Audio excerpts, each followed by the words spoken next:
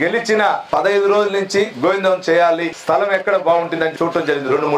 2-3 స్థలాలు చూస్తే ఒకటికి ఒకటి సంబంధం లేకుండా, ఒకవేళ మనం అక్కడ చేసినా రేపు వంకొచ్చినా మళ్ళా దాంట్లో వస్తే మళ్ళా కొట్టుకొని పోతుందని ఒక ఉద్దేశం. ఇట్లా అన్ని చేస్తే లాస్ట్ కి ఈ ప్లేస్ తెలిసింది. ఎమ్మెల్యే ఎలక్షన్ ముందు రామచంద్రారెడ్డి అన్న గారితో ఫోన్ లో మాట్లాడిన తర్వాత అన్నక్క స్వభావం ఆ రోజు నేను తెలుసుకుని అన్నకే ఫోన్ చేశా. అన్న మీతో మాట్లాడాలన్నా, మీ స్థలం చూసాను, ఇక్కడ ఆవులు కొట్టం కూడా ఉంది. అప్పుడు కొట్టం గాడికి వచ్చి వెనక నుంచి చూసా. ఏమంటిదంటే అన్న నేను వచ్చి నేరుగా నీతో మాట్లాడతాను అన్నాడు. వచ్చి ఆయన కొడుకు కుమారుడు ఇద్దరు వచ్చి అడిగిన వెంటనే అన్న మాకుండేది అదే, నీ ఇష్టం నా, నువ్వేం చేయాలంటే నీ ఇష్టం నా అన్నారు. నేను ఒకటే చెప్పా, అన్న ఈ స్థలానికి ఈక్వల్ గా నేను సీఎం గారి దగ్గర గానీ కలెక్టర్ గారి దగ్గర దృష్టి తీసుకుని వెళ్ళి దీంట్లో అంత ఇంకపోయినా కొంచెమైనా నీకు స్థలం ఇచ్చే బాధ్యత నేను తీసుకుంటానని చెప్పిన వెంటనే ఆయన ఇమీడియట్ గా అన్న నువ్వు రేపే స్టార్ట్ చేసుకున్నా, నువ్వు స్థలం ఇస్తావో ఇవో, మా ఊరికి పక్కన రెడ్డివారిపల్లికి గానీ పక్కన చంద్రగిరికి గానీ డెవలప్మెంట్ అవుతుంటే మా సిద్ధాంతం ప్రకారం మేము ఎక్కడ అడ్డం పోనా, నీ ఇష్టం అన్నారు. ఈ రోజు కూడా నో అబ్జెక్షన్, నేను ఎక్కడ స్థలం ఇస్తానని అడగల. ఎంఆర్ఓ గారు ఎక్కడ నో అబ్జెక్షన్ కావాలంటే అక్కడ పోయి సంతకం పెట్టి వచ్చాడు కానీ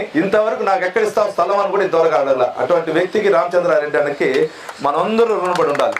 ఎందుకంటే ఈ స్థలం ఈ రోజు అనుకుంటే ఒక 4 నుంచి 5 కోట్లు అవుతుంది, అది ఏదైనా. కానీ ఈ రోజు ఇచ్చిన వ్యక్తిని నేను మర్చిపోను. మీ తరపున, మీ అందరి తరపున నేను మాటిస్తున్నా, ఆయనకు 100% మంచి స్థలం ఇచ్చే బాధ్యత ఈ ఉండే ఎంఆర్ఓ గారికి ఆల్రెడీ చెప్పా, కలెక్టర్ గారి దృష్టిలో ఉంది. నేను కంపల్సరీ చేస్తానని కూడా సభను కూడా తెలియజేసుకుంటున్నా.